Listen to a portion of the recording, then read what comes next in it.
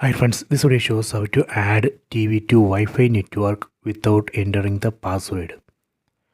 Go to settings, select settings icon from top right corner. Go to network and internet. Here go down, select quick connect.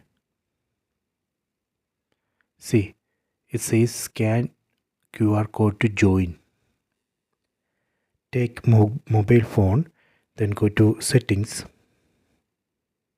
tap on Wi-Fi, tap on the scan icon on top. Then here you can see device, tap on device. Then we need to scan this QR code. Then tap on add device. See, it's connected to this same Wi-Fi network, Wi-Fi 2024. See, let me go to top. Here you can see now this mobile phone and TV both are connected to same Wi-Fi network, Wi-Fi 2024. So this way we can connect TV to Wi-Fi network without entering the password. Please try this.